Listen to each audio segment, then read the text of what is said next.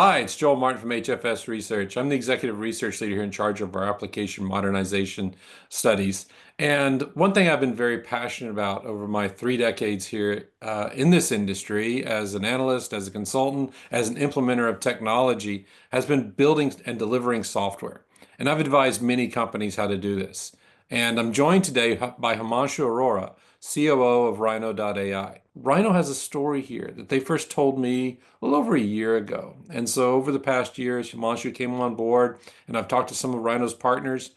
I've seen that story come to life. So with my long preamble, welcome Himanshu. It's great to see you.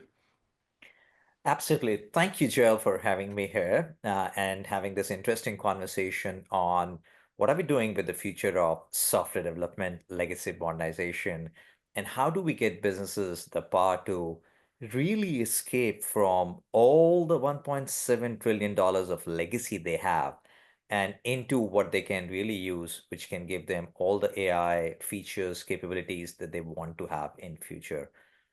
At Rhino, we have taken that as a task to go ahead and have our clients get modernized to the latest and the greatest estates without any vendor lock-in and giving them something with which they can go ahead and build their own applications to any target technology choice of their making at any point of time. So some interesting pieces of the work that we have done and in a fantastic place that we want to head to eventually. Let's talk about something very important first. This goes beyond just being a low code or a no code, which a lot of people over the last decade have tried to educate me on. This is the future of software development. And that, yes, that is an evolution of the rapid application development platform. It further accelerates agile.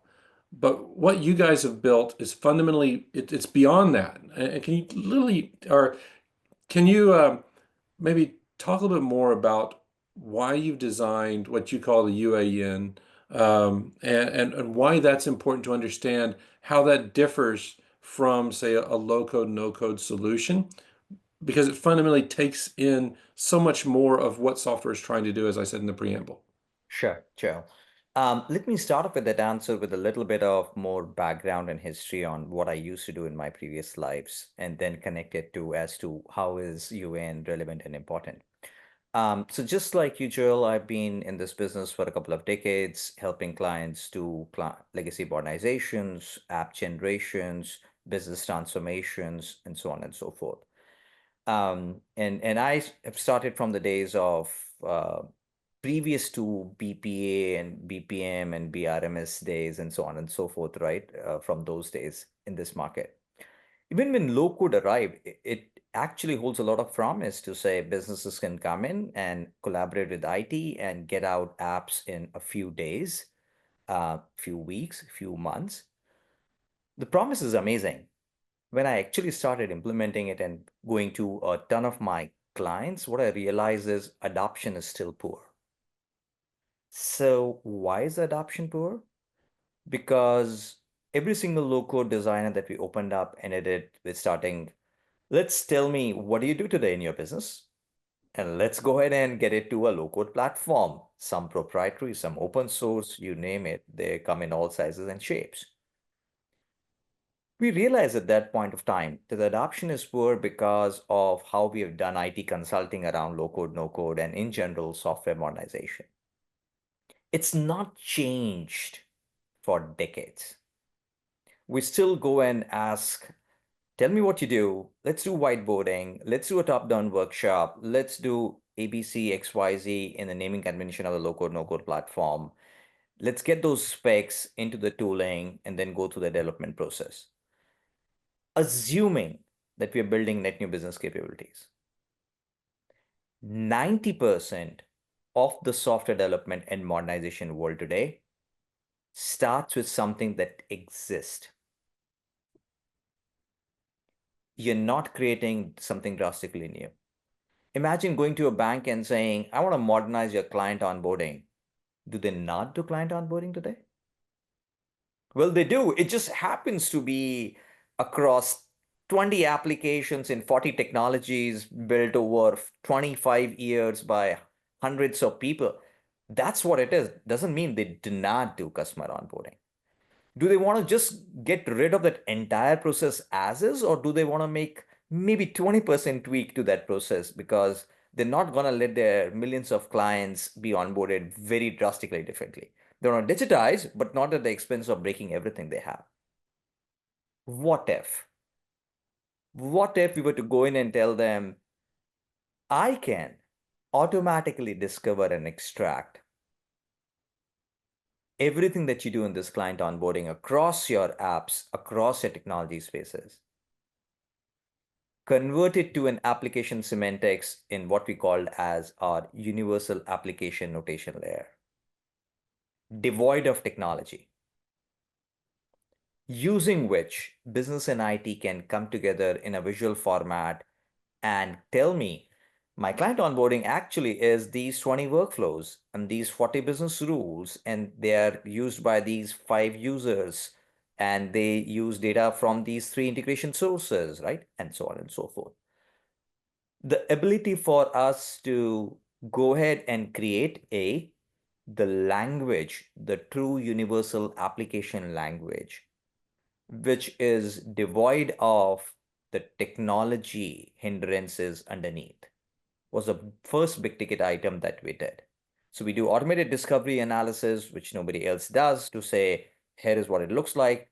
We then get rid of technology syntax, get it into the application semantics layer in UAN, and then we give the priceless choice to the customer to say, what do you want the target technology stack to be in?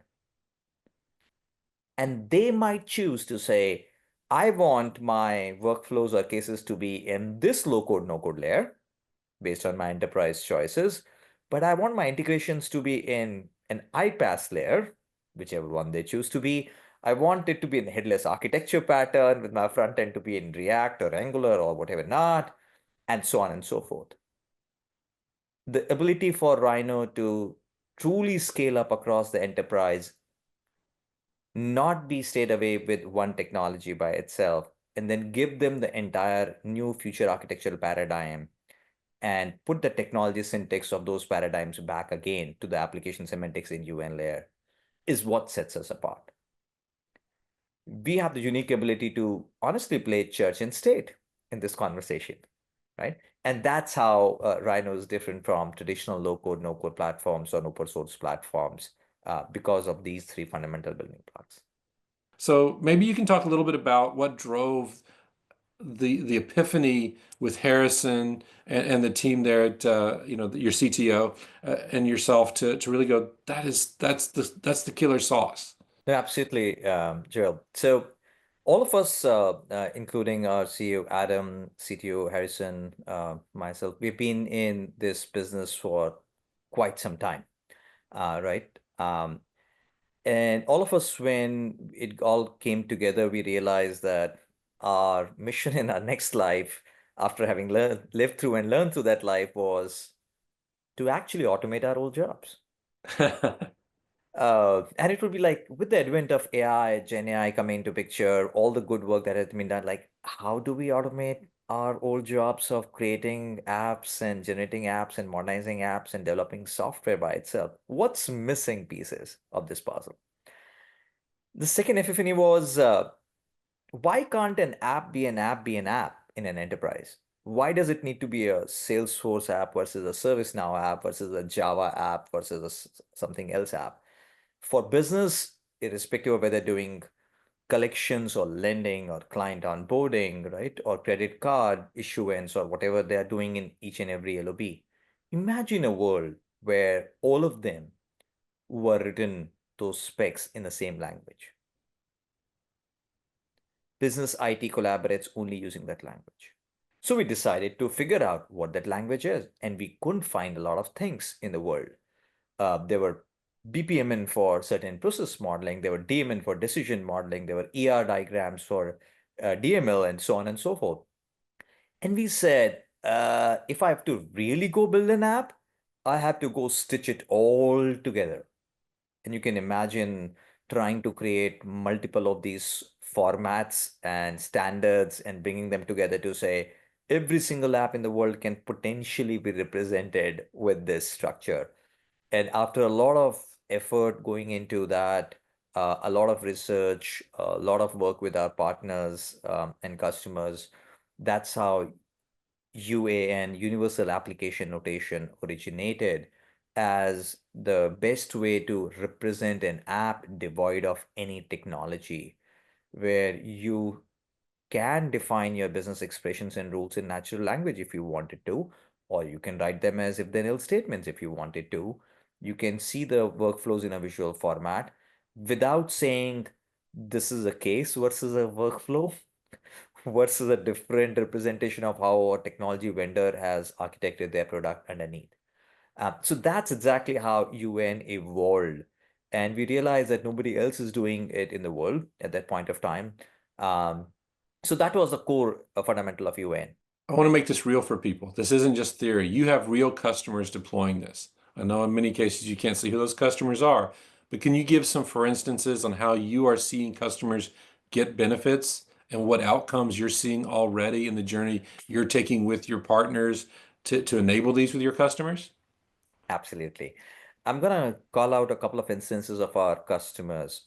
Customer number one, they were able to fairly quickly take an existing custom app and convert it to ServiceNow in less than 6 weeks, in less than one-fourth of the cost that they had budgeted for. Their original implementation plan was close to 9 months. We were able to get it done in 6 weeks. Their original budget, we were able to get it done in one-fourth of that budget using Rhino as a technology. Case study number one.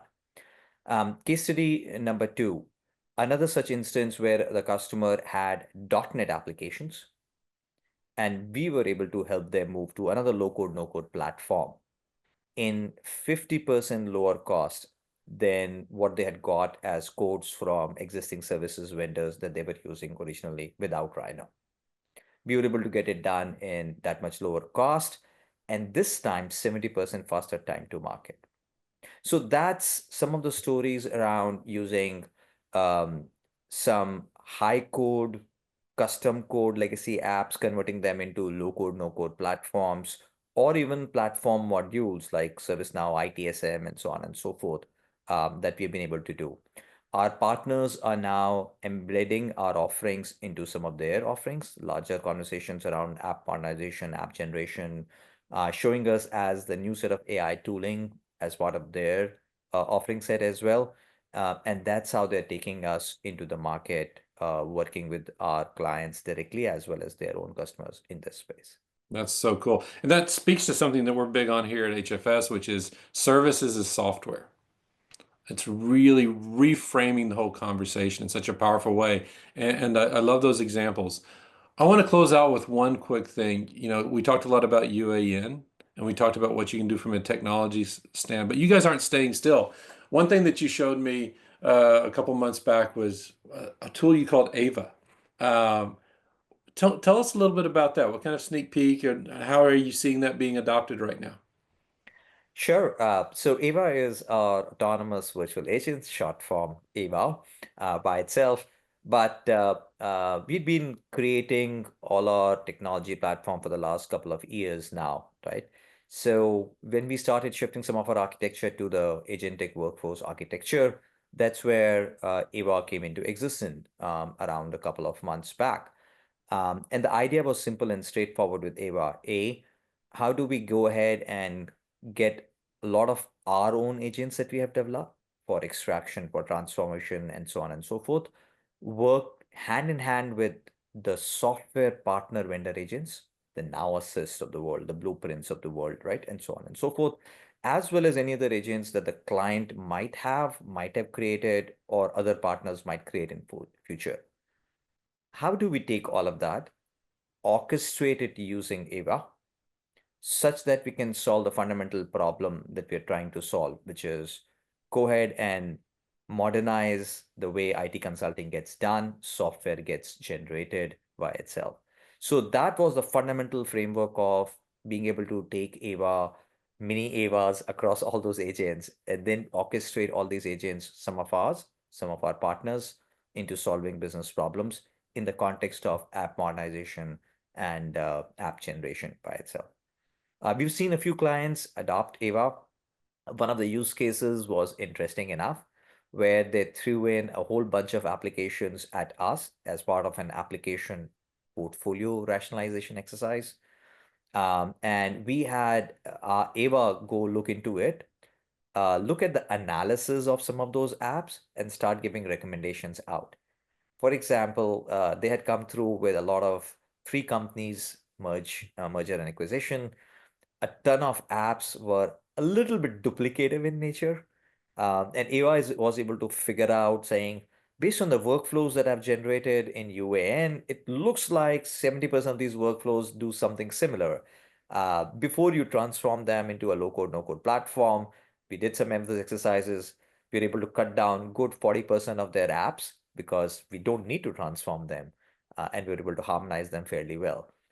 The second use case Ava was able to show them was best practices. Then generate the new application using a good combination of all of this, and then pointing out to say, hey, here are three places where it does not make sense what you're asking me to do. I still remember this conversation.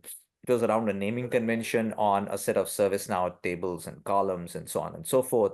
And Ava pointed that out, and the architect said, nobody has caught this earlier. It's interesting. Now that you've caught it, can you fix it in my previous application sets, not the one that we're working on? Because we have generated it the same way for our previous applications as well. And Ava was able to like, okay, give me those apps that you have developed not using Rhino, but I can go ahead and fix some of the apps using this new best practice as well. So amazing set of use cases that are coming out of how people perceive and what they want Ava to do eventually at this point of time. Yeah, what strikes me is just how intentional your design has been to bring a solution that isn't just about let's create efficiencies or productivity, but what is the intent of software to solve the problems the business needs? That's the secret sauce because it really aligns with, what does the CEO care about? What does the chief revenue officer care about? What does the chief operating officer and their teams care about doing? And they have to do it with their existing systems. Well, Himanshu, thank you so much for your time. Educational as always. I really appreciate it. And I recommend everybody check out rhino.ai if you haven't. It's got something special that might just be for you. Thank you, Joel, for the kind words, and it was great talking to you today.